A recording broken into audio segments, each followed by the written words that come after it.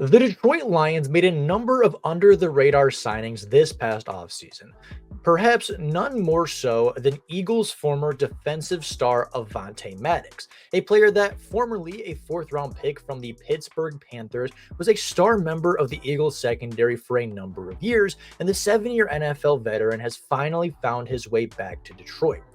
Signing with the Lions in free agency this past year, he eked out a one-year deal versus $1.4 million contract and brought the Detroit native back to his hometown team.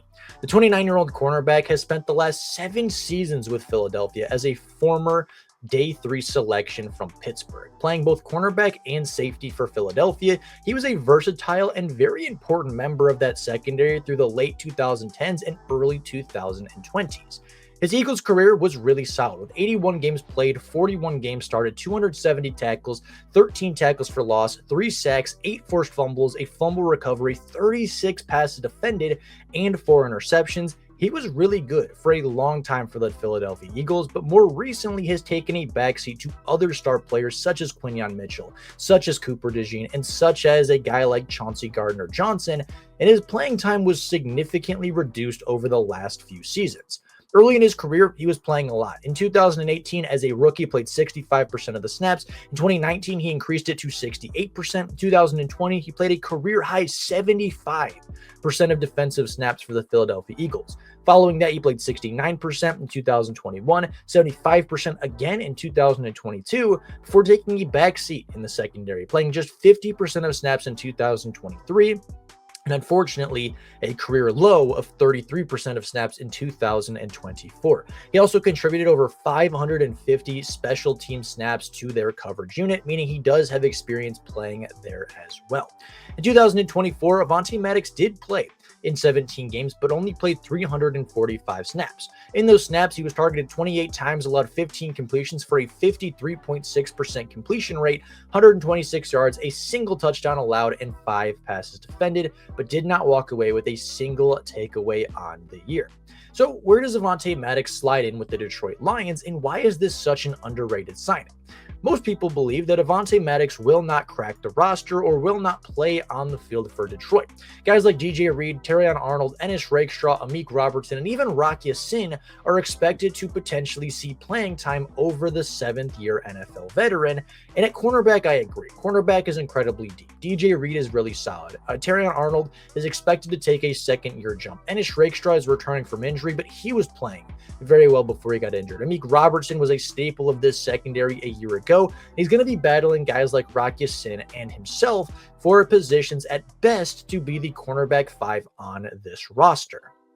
However, I ask you to go back and take a look at what he played in Philadelphia, because yes, he played slot cornerback, which again is taken up by both Amik Robertson and Ennis Rakestraw Jr., but he also played safety, and he's played free safety for his time at Pittsburgh and his time in Philadelphia, in which that is where I think he cracks this roster. The Lions safety room is significantly more shallow than their cornerback room ever has been.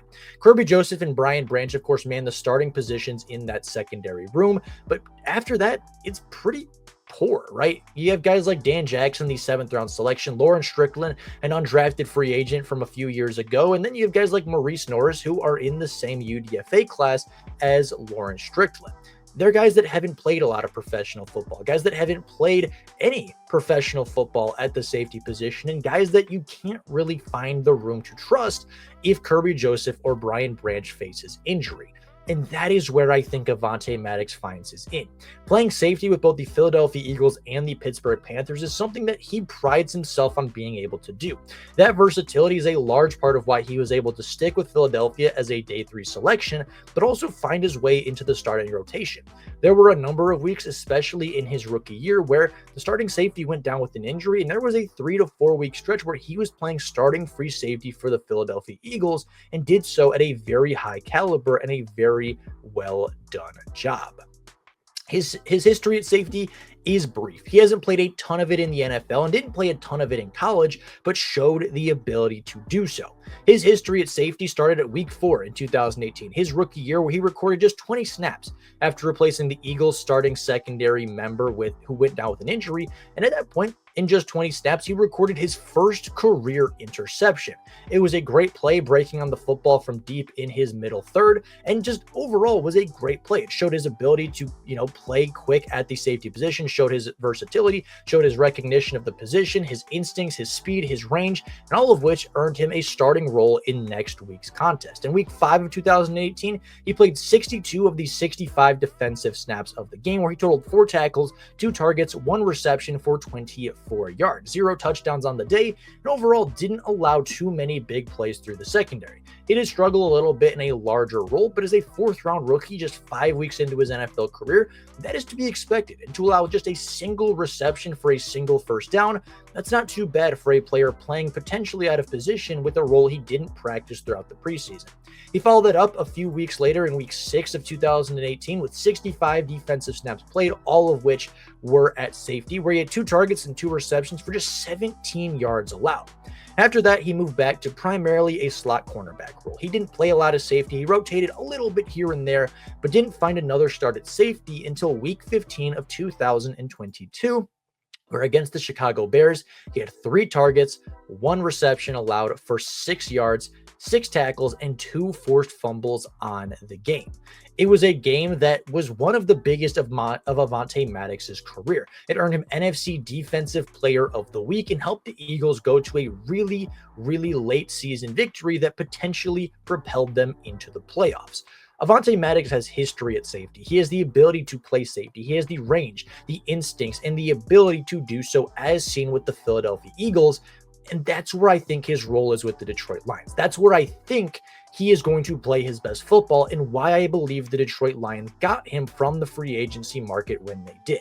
They lost Ifeatu Melifonwu. He got a 1-year, $4 million contract to go to the Miami Dolphins and be their primary starting safety. That was not either a role nor a contract the Detroit Lions could justify, largely due to Melifonwu's injury concerns and just inability to stay healthy and stay on the field consistently. Avonte Maddox doesn't have that issue. He's played 4 of his 7 seasons in the entirety, whether it be 16 or 17 games. Did suffer a pretty bad injury in 2023, but of course came back and played all 17 games a year ago, so that injury has far been put behind him. If he can play anywhere near what Ifeatu Melifonwu has as a third safety, he is going to find a role in this defense. Aaron Glenn loved his 3 safety sets, but unfortunately never really had the arsenal in order to do so. Melifonwu was fantastic, 6'3", 215 pounds with range and length for days, but could never stay healthy on the field. Avonte Maddox is a very different player, a very different type of safety. He's 5'9", 183 pounds. He's smaller, but he's quicker. He's feistier. He's a strong tackler and can still contribute every way Ifeatu Melifonwu did, whether it be by the blitz, whether it be playing, will linebacker a little bit, whether it be playing deep safety, whether it be playing box safety. He has shown the ability to do everything that Melifonwu did for the Lions while being significantly healthier at the position. And that is where I think a lot of people are missing. Everybody expects Avonte Maddox to be the 5th or the 6th cornerback on this roster.